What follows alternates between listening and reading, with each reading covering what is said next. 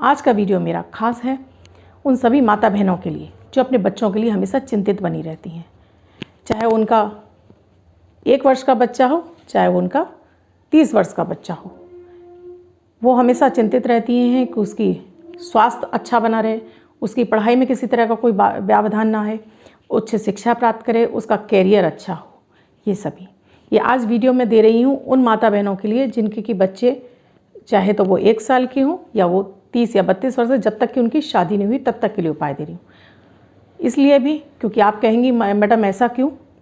ऐसा इसलिए क्योंकि जब आपके यहाँ शादी हो जाएगी तब आपके 2 बच्चे हो जाएंगे, एक आपका बेटा, आपकी बहू।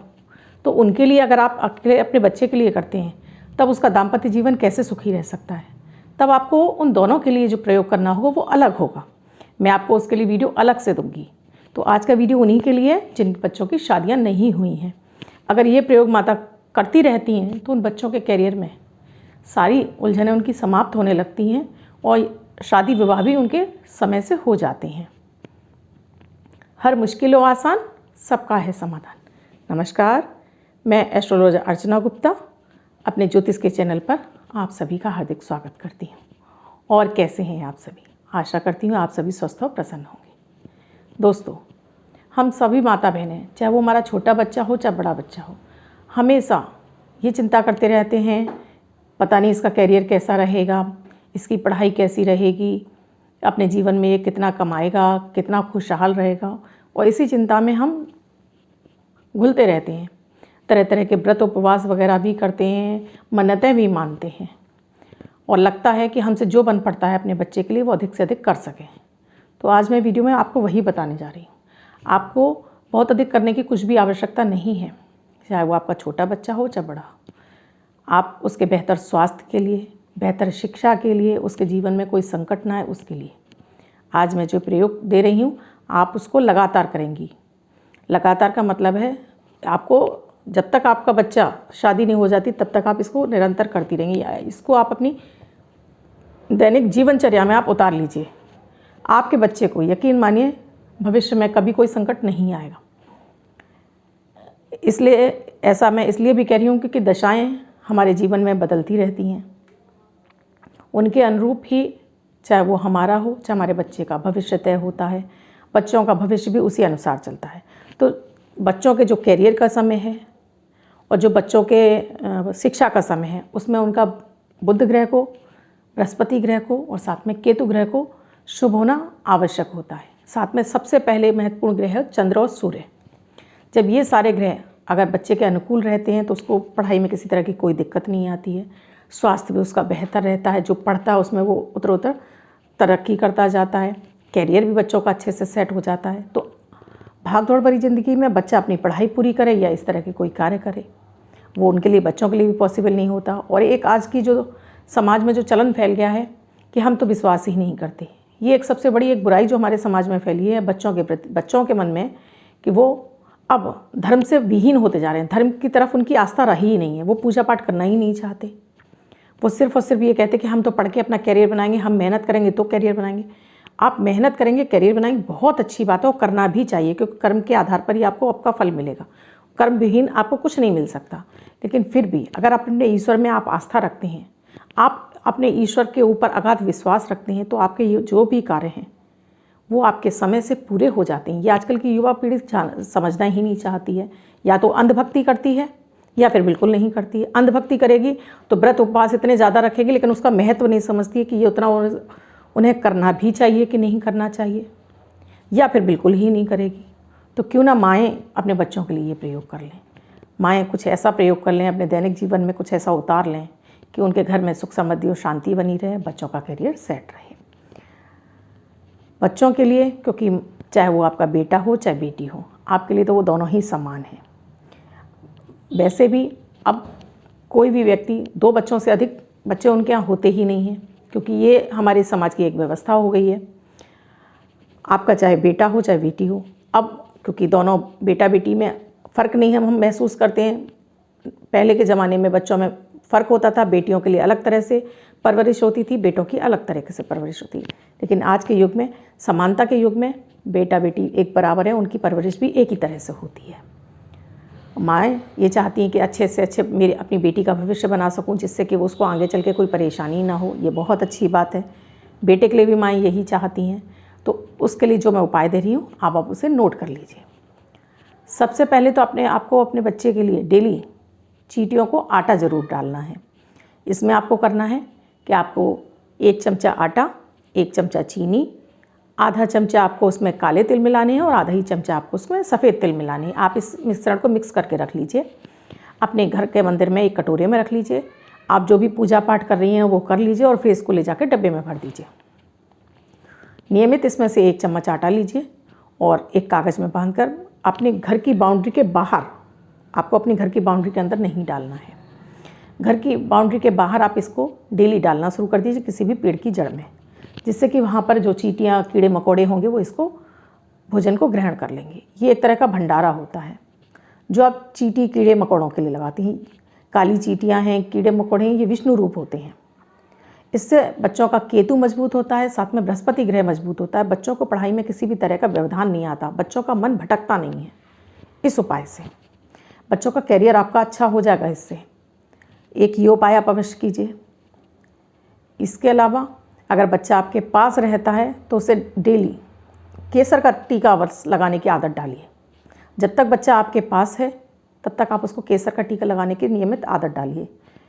इसके लिए ज़रूरी नहीं कि बच्चे ने नहाया ही हो, बच्चा बिना नहाए भी अगर स्कूल जा रहा है तब भी आप उसको लगा सकती हैं। तो केसर का टीका उसके माथे पर हल्का सा ज़रूर लगाइए, इतना भी गहरा मत लगाइए कि वो किसी को दिखाई दे। आप हल्का सा केसर को घोलिए पानी में और चांदी की एक डिब्बी में या कांच की ट्रांसपेरेंट डिब्बी में घोल कर आप अपने फ्रिज में रख लीजिए और डेली उसको मस्तक पर एक टीका लगाइए। केवल गोल बिंदी लगानी है, टीका नहीं लगाना। ये आप नियमित कीजिए। इससे बच्चे का बृहस्पति ग्रह मजबूत होगा, उसको शिक्षा में किसी तरह की बाधाओं का सामना नहीं करना पड़ेगा। अब मैं दोस्तों मंत्रों के ऊपर आ जाती हूँ। आपको नियमित अपने बच्चे के लिए संकटनाशक गणेश स्तोत्र का पाठ करना है। इस पाठ को आप नियमित अपने बच्चे के नाम से पहले दिन आपको संकल्प लेना है अपने बच्चे के लिए कि मैं अपने बच्चे के लिए इस स्तोत्र का पाठ करने जा रही हूँ। हे गणपति गजानन महाराज, इसके शिक्षा में किसी तरह का कोई व्यवधान ना आए, इसके जीवन में किसी तरह का कोई व्यवधान ना आए। आप उस पर अपनी अपार कृपा की दृष्टि सदैव बनाए रखें। ऐसा आपको हाथ में जल लेकर संकल्प करना। उसके बाद नियमित आपको एक पाठ आपको डेली करना है। ये पाठ आपको YouTube पर भी मिल जाएगा, इजीली मिल जाएगा आपको ये YouTube पर। आप देखेंगी तो गणेश नाशक संकट स्तोत्र अगर आप टाइप करती हैं तब आपको ये मिल जाएगा। आप इसको नहीं कर पा रही हैं तब आप ओम गंग गणपते नमः की 108 की माला कर लीजिए। ओम गंग गणपते नमः इस मंत्र की माला कर लीजिए। लेकिन ध्यान रखिए, इसको आपको तुलसी की माला से नहीं करना है, हल्दी की माला से नहीं करना है, इसको आपको रुद्राक्ष की माला से करना है। ओम गंग गणपते नमः इस मंत्र का जाप ना आप रुद्राक्ष की माला से ही करेंगी, आप हल्दी की और तुलसी की माला से आपको इसको मंत्र का जाप को नहीं करेंगी। इसके अलावा दोस्तों आपको एक पारी के छोटे से शिवलिंग, इतने छोटे से शिवलिंग, आप चाहती कि आपका बच्चा कभी डिप्रेशन में ना जाए, आपका बच्चा कभी मानसिक तनाव को ना झेल पाए, हमेशा खुशहाल रहे, खुश रहे, जीवन के हर सुख प्राप्त हो, इतना छोटा सा आप शिवलिंग अपने घर के मंदिर में लाकर स्थापित कीजिए और नियमित उस पर अपने बच्चे के नाम से जल अर्पित कीजिए, दूध अर्पित कीजिए, चावल अर्पित कीजिए। मैं अपने और भी वीडियो में आपको इसकी विधि बता चुकी हूँ कि आप शिवलिंग की पूजा कैसे करें। घर में हम इजीली शिवलिंग को स्थापित कर सकते हैं। पारे के शिवलिंग को तो करना ही चाहिए हर घर में।